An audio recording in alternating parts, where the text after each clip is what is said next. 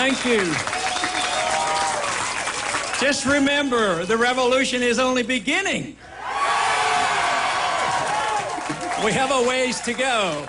But I do want to recognize the staff and all of you, all the volunteers, and all the work's been done. It's been fantastic. Thank you very much. It encourages me because it's an important issue. Thank you.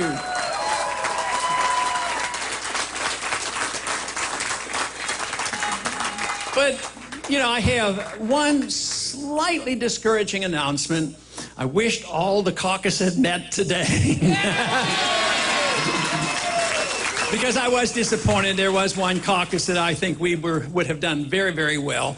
But we lost by, I guess, almost 200 votes, 190 votes. It's almost like we could call it a tie. But anyway, the votes will be counted. All the caucuses will meet. But I do want to make a prediction. If I were a betting man, and I do not have $10,000 to bet, if I were a betting man, I would bet that we will control the Maine caucus when we go to Tampa.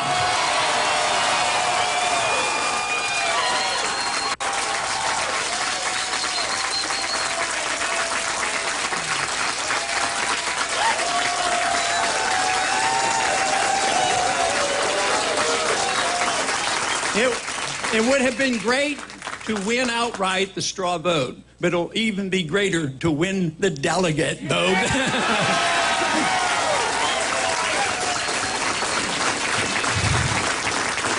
No, and that's going to happen. The momentum is going to continue. We're not going away. We're going to be in all these places where we're going to continue to pick up the delegates for one good reason. We have the message that America needs at this particular time.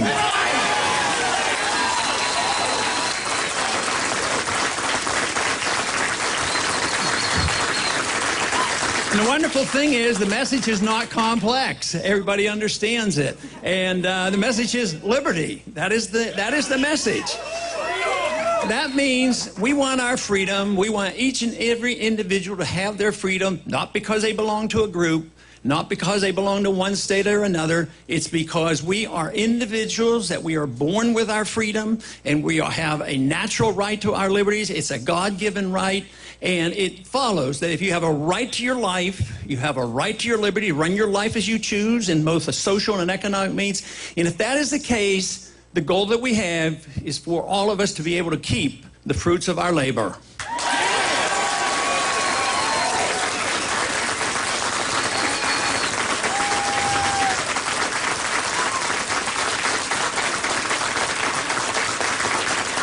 Now, this is not a brand new concept. It's an American concept. We tried it.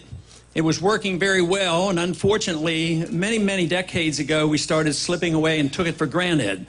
We turned into a society that thought only that you redistributed wealth both by force and coercion and lobbying, and we forgot about what brought about prosperity and production. And it's only free people that can do that. The understanding of property rights, the understanding of contract rights, and one important issue for prosperity to thrive, you have to have an honest monetary system.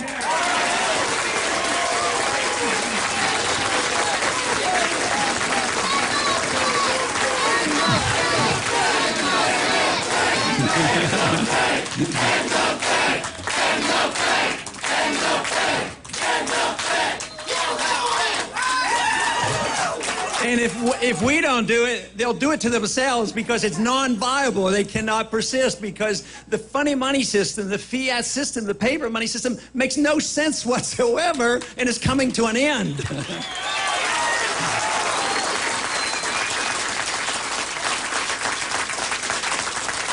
It always bothered me that we who believe in liberty never did a very good job in selling it, especially when we were free and when we were prosperous and consuming our wealth.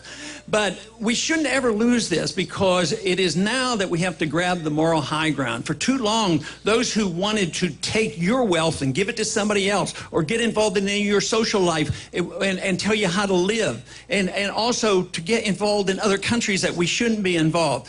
That's coming to an end. The country is bankrupt, and the most important thing the American people do right now is admit the truth. We cannot deny the truth, and the truth is that we can't continue this way. We have to either go in a desperately wrong direction, as we have been, or we have to stop the nonsense, look to our traditions, and not go backwards and act as we did 200 years ago, but pick up on that, because freedom was never perfect. Freedom has been developed over many, many centuries. It's sad to me when I see some of the fundamentals that have been recognized at the time of the Magna Carta in 1215, that all of a sudden we're in this country now undermining some of those basic principles.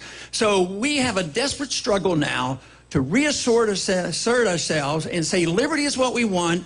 We know what it's all about. We've had it, and we've gotten careless, and it's drifted away. So now the country is waking up. The country is waking up for financial reasons. Everybody knows we're bankrupt. I mean, the social programs can't be financed. The world is involved in this. It's a dollar fiat standard that engulfs the world. You think we're in this together by ourselves? No. Just look at Europe, the mess they have. They're rioting over in Greece because they say they have to cut a little bit. So what is the plan? Bernanke's over there planning to bail them out with our dollars. The debt, when it gets this big, should be liquidated. It shouldn't be dumped on the people. And that is what we have been doing for these last 3 or 4 years. It needs to stop.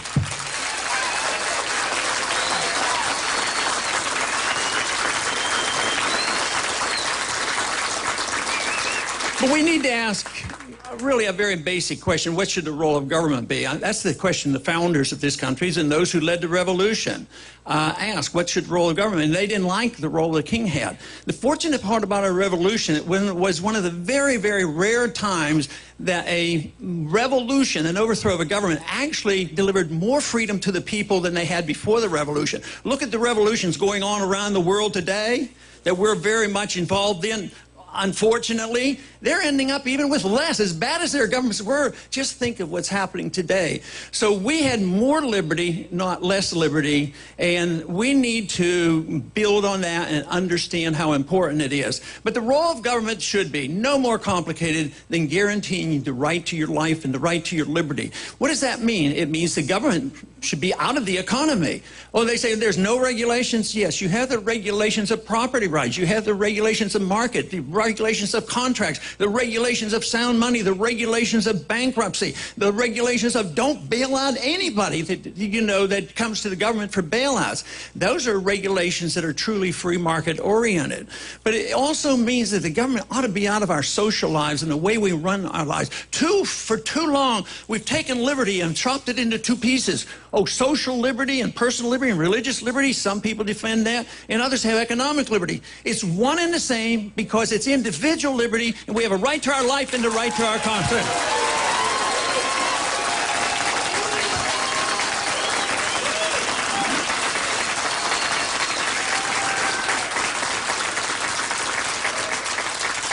But if our goal is peace and prosperity, of course, we have to have the property rights, we have to have the sound money, we have to have limited government and restraints. But we also have to have a different foreign policy. We have a foreign policy that is deeply flawed, and it's the foreign policy that always brings great nations down, and nations that overextend themselves. Even in our history, recent history, what brought the Soviets down?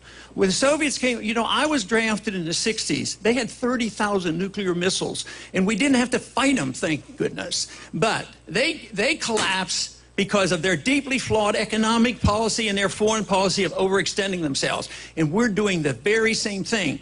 People would like us to think so often in debates, they say, tonight we're going to talk about foreign policy. The other night we're going to be talking about economic policy. How can you talk about economic policy without dealing with all the spending overseas? That is why we need our troops to come home.